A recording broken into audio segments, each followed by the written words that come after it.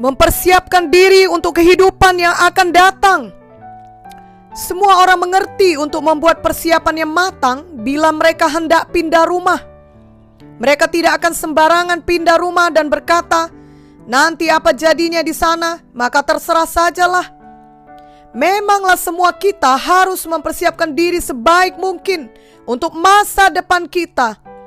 Jika ada seseorang yang bekerja di suatu perusahaan di mana ia dipanggil oleh pimpinannya dan disampaikan bahwa dalam waktu 3 bulan ke depan ia ditugaskan untuk bekerja di cabang perusahaan mereka di Cina, maka sejak saat itu ia akan belajar membiasakan diri dengan cara hidup di sana.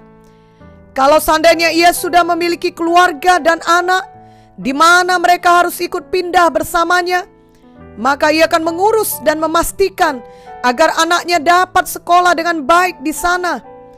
Ia juga tentunya akan lebih sungguh-sungguh melatih kemampuannya berbahasa Inggris dan tentunya juga mempelajari bahasa Mandarin atau bahasa setempat di sana, sehingga ia dapat berkomunikasi dengan baik dengan orang-orang di sana.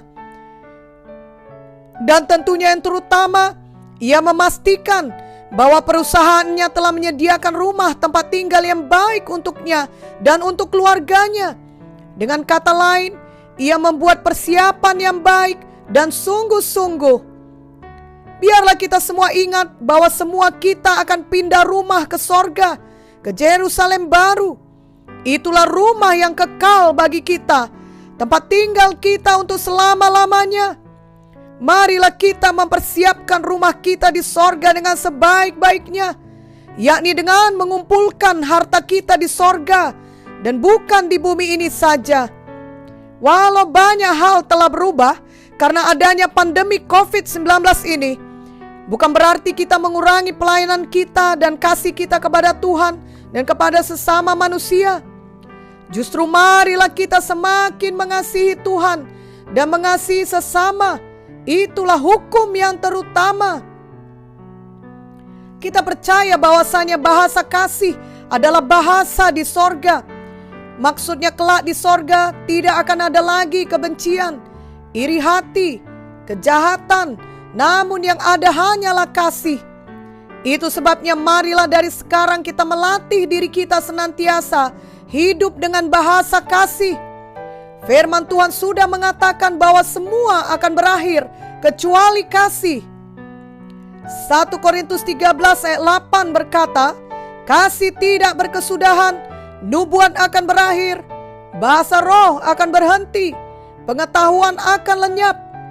1 Korintus 13 ayat 13 berkata, demikianlah tinggal ketiga hal ini, yaitu iman, pengharapan, dan kasih. Dan yang paling besar di antaranya ialah kasih. Jadi biarlah fokus utama kita janganlah harta di dunia dengan segala ketenaran, juga kekuasaan, beserta semua hal lainnya yang bisa ditawarkan dunia ini. Kelak semua itu akan kita tinggalkan. Itu sebabnya biarlah fokus utama kita adalah memiliki dan mempraktekkan kasih Tuhan tiap-tiap hari dalam hidup kita. Bila selama ini kasih bukanlah merupakan fokus utama hidup kita, mari kita bertobat dan mohon Roh Kudus meluruskan jalan kita. Tuhan adalah kasih. Kita selamanya akan hidup di sorga bersama Tuhan di dalam kasih. Marilah sejak di dunia ini, setiap hari, fokus utama kita adalah kita belajar semakin mengasihi Tuhan dan semakin mengasihi sesama manusia. Kiranya dunia ini dapat melihat gambaran Tuhan yang penuh kasih di dalam hidup kita sehari-hari. Dan biarlah kasih kita adalah kasih agape, kasih yang berkorban tanpa pamrih, dan kasih di dalam kebenaran. 1 Yohanes 3 ayat 18 berkata, anak-anakku, marilah kita mengasihi bukan dengan perkataan atau dengan lidah, tetapi dengan perbuatan dan dalam kebenaran. Mengasihi bukan berarti kita harus kompromi dengan dosa. Justru kebenaran dan kasih selalu berjalan bersama-sama. Efesus 4 ayat 15 berkata, tetapi dengan teguh berpegang kepada kebenaran di dalam kasih, Kita bertumbuh di dalam segala hal ke arah Dia, Kristus yang adalah kepala. Dan 1 Petrus 1 ayat 22 berkata, karena kamu telah menyucikan dirimu oleh ketaatan kepada kebenaran, sehingga kamu dapat mengamalkan kasih persaudaraan yang tulus ikhlas. Hendaklah kamu bersungguh-sungguh saling mengasihi dengan segenap hatimu. Tentunya segala sesuatu yang dilakukan tanpa dasar kasih tidak akan tahan uji. 1 Korintus 3 ayat 13-15 berkata, sekali kelak pekerjaan masing-masing orang akan nampak, karena hari Tuhan akan menyatakannya, sebab Ia akan nampak dengan api, dan bagaimana pekerjaan masing-masing orang akan diuji oleh api itu. Jika pekerjaan yang dibangun seseorang tahan uji, ia akan mendapat upah. Jika pekerjaannya terbakar, ia akan menderita kerugian, tetapi ia sendiri akan diselamatkan, tetapi seperti dari dalam api. Janganlah kita membuat alasan kita tidak dapat lagi mengasihi karena terhalang situasi pandemi COVID-19. Seseorang yang mengasihi akan selalu menemukan jalan untuk menyatakan kasihnya melalui perbuatannya.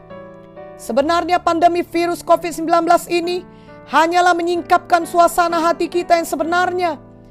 Bila hal ini membuat kita semakin dekat dengan Tuhan, itu berarti memang hati kita selama ini mencari Tuhan. Contohnya bagi yang selama ini memang suka menginjil, maka walau ada pandemi COVID-19, ia akan tetap menemukan jalan untuk menginjil. Namun bila kita justru semakin menjauh dari Tuhan, itu menunjukkan bahwa memang selama ini pun kita tidak benar-benar mempedulikan Tuhan. Apa yang ada dalam hati kita sudah ada di sana, jauh sebelum situasi ancaman virus corona ini menjadi pandemi global. Situasi ini hanya menyingkapkan apa yang sudah ada dalam hati kita. Namun saat ini, kita semua dapat membuat pilihan yang benar bila kita disadarkan bahwa kita sudah menjauh dari Tuhan. Maka mari kita semua bertobat. Mari kita mendekat kepada Tuhan Yesus. Mari kita semua kembali kepada kasih yang mula-mula. Mari kita kembali kepada kebenaran dan kekudusan. Mari kita semua fokus kepada kekekalan. Mari kita semua menyimpan harta di sorga, karena memang kita semua akan menuju ke sana. Mengetahui kita menuju ke sorga, di mana ada upah yang kekal yang menunggu di sana, biarlah itu membuat kita semakin bersungguh-sungguh saat di dunia ini. 1 Korintus 9 ayat 25 berkata, tiap-tiap orang yang turut mengambil bagian dalam pertandingan menguasai dirinya dalam segala hal. Mereka berbuat demikian untuk memperoleh suatu mahkota yang fana, tetapi kita untuk memperoleh suatu mahkota yang abadi. Jadi selain ada harta kita yang kita kumpulkan di sorga, ada juga mahkota yang abadi dari Tuhan untuk kita. Kita tahu bahwa setiap atlet berlatih sangat keras selama berbulan-bulan untuk menghadapi satu pertandingan olahraga yang mungkin tidak sampai 2 jam. Bahkan dalam beberapa cabang olahraga, mungkin pertandingan itu hanya untuk beberapa menit saja. Namun atlet itu rela latihan berbulan-bulan dengan sangat disiplin demi untuk memperoleh gelar, piala, medali atau hadiah. Namun seberapa hebat pun semua hadiah tersebut itu, menurut firman Tuhan itu semua adalah mahkota yang fana. Sedangkan maksud Tuhan bagi kita adalah untuk memperoleh mahkota abadi. Kiranya kita semua mau terus bekerja keras untuk Tuhan Yesus, untuk pelebaran kerajaan sorga selama kita hidup di dunia ini. Karena mahkota yang kelak kita dapatkan adalah mahkota yang abadi, di mana seorang pun tidak akan dapat mengambilnya dari kita. Biarlah sejak hari ini, apapun kesulitan yang sedang kita alami, kita tidak tawar hati, kita tidak menyerah dalam mengikut dan melayani Tuhan Yesus dengan cara apapun yang dapat kita lakukan. Melainkan kita semakin menyala-nyala untuk mengumpulkan harta di sorga dan untuk memperoleh mahkota abadi. Mari kita baca 2 Korintus 4 ayat 16 sampai 18. Sebab itu kami tidak tawar hati Tetapi meskipun manusia lahiriah kami semakin merosot, namun manusia batiniah kami dibaharui dari sehari ke sehari. Sebab penderitaan ringan yang sekarang ini mengerjakan bagi kami kemuliaan kekal yang melebihi segala-galanya, jauh lebih besar daripada penderitaan kami. Sebab kami tidak memperhatikan yang kelihatan, melainkan yang tak kelihatan. Karena yang kelihatan adalah sementara, sedangkan yang tak kelihatan adalah kekal. Marilah kita belajar meletakkan segala sesuatu dalam perspektif yang benar, yang seturut dengan firman Tuhan. Kita ingat bahwa hidup di dunia sementara, berarti hidup kita kelak di kekekalanlah yang penting untuk dipersiapkan. Seberapa senang kita di dunia, itu sementara. Seberapa menderita di dunia ini, itu juga sementara. Dan sejujurnya, seberapa sehat pun kita, semua kita kelak tetap harus meninggalkan dunia ini. Bila pikiran dan hati kita sudah benar-benar menyadari bahwa hidup di dunia ini semuanya adalah sementara, maka kita akan semakin sungguh-sungguh memakai waktu kita yang terbatas di dunia ini dengan benar. Kita akan sungguh-sungguh mengasihi Tuhan dan sesama. Kita akan sungguh-sungguh hidup dalam kebenaran dan kekudusan. Walau semua orang di sekeliling kita berkompromi dengan dosa dan memusuhi kita karena tidak mau ikut dengan mereka, kita teguh karena kita mengasihi Tuhan Yesus, dan kita fokus untuk mengumpulkan harta di sorga, bukan untuk menyenangkan manusia.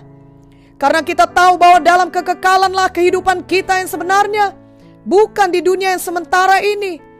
Kita mau sungguh-sungguh mempersiapkan diri kita untuk kehidupan yang akan datang, sehingga kapanpun datang waktunya bagi kita untuk pulang ke sorga, kita selalu siap.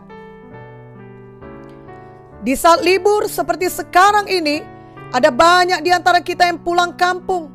Pada umumnya jika ada di antara kita pulang kampung, maka biasanya kita akan penuh dengan sukacita karena kita menuju tempat yang familiar dengan hati kita. Maksudnya tempat yang sudah biasa bagi kita karena semasa kecil kita hidup di sana. Misalnya kampung kita ada di daerah Tapanuli Utara, maka begitu kita mulai melihat pemandangan Danau Toba, hati kita merasa sangat nyaman. Kita tahu kita sudah dekat dengan kampung kita. Namun akan berbeda perasaan hati kita jika misalnya kita harus pergi ke kota lain karena urusan pekerjaan dari perusahaan kita. Jika sebelumnya kita tidak pernah ke sana dan tempat itu sangat jauh, maka akan ada perasaan was-was. Hati kita akan bertanya-tanya, apakah nanti saya akan dijemput? Di mana nanti saya akan tinggal? Apakah saya tinggal sendirian atau bersama orang lain? Apakah saya akan suka makanan di sana? Dan banyak pertanyaan lainnya di benak kita karena belum pernah ke sana.